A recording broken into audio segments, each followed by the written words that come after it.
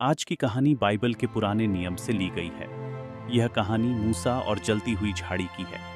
यह कहानी न केवल परमेश्वर के सामर्थ्य को दर्शाती है, बल्कि हमें यह भी सिखाती है कि परमेश्वर किस प्रकार एक साधारण व्यक्ति को असाधारण कार्यों के लिए चुनते हैं।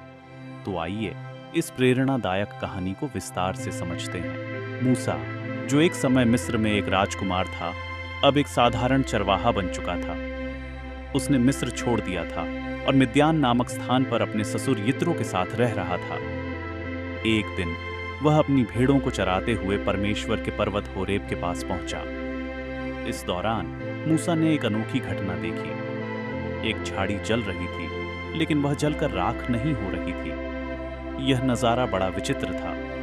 मूसा ने सोचा, यह कैसा अद्भुत दृश्य है। मैं जाकर देखता हूं कि यह झाड़ी जल क्यों नहीं रही। जैसे ही मूसा उस झाड़ी के पास गया, उसे एक आवाज सुनाई दी। वह आवाज झाड़ी के अंदर से आ रही थी। वह आवाज परमेश्वर की थी। उन्होंने मूसा को पुकारा। मूसा, मूसा। मूसा ने तुरंत उत्तर दिया, मैं यहाँ हूँ।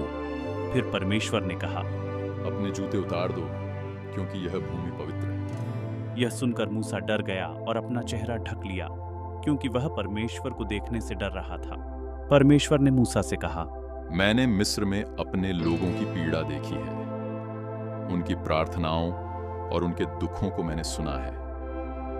अब मैं उन्हें मिस्र की गुलामी से छुड़ाना चाहता हूं और एक ऐसी भूमि में ले जाना चाहता हूं जो दूध और शहद से भरपूर है। फिर परमेश्वर ने मूसा को एक बड़ी जिम्मेदारी दी। उन्होंने कहा, तुम्हें फिरौन के पास जाना होगा और इजरायलियों को मिस्र से बाहर निकालना होगा।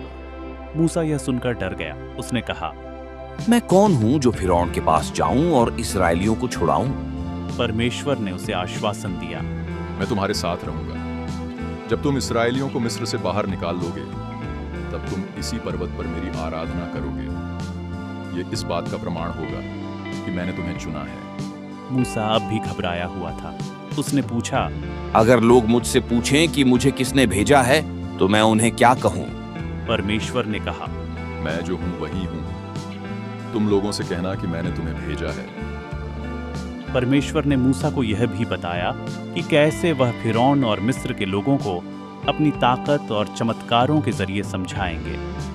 झाड़ी जो जल रही थी लेकिन राख नहीं हो रही थी, परमेश्वर की शक्ति का प्रतीक थी। यह दर्शाता था कि परमेश्वर का अस्तित्व और शक्ति कभी समाप्त नहीं होती। यह दृश्य मूसा के लिए एक स्पष्ट संदेश था कि उसे परमेश्वर पर विश्वास करना चाहिए और उनके आदेशों का पालन करना चाहिए। आखिरकार मूसा ने परमेश्वर की बात मानी और मिस्र जाकर अपने लोगों को आजाद कराने के काम में लग गए। इस कहानी से हम यह सीखते हैं कि अगर हम अपने ऊपर संदेह करते हैं, तो हमें यह याद रखना चाहिए कि परमेश्वर हमेशा हमारे साथ हैं। वह हमें हमारे डर और कमजोरियों से पार पाने की ताकत देते हैं।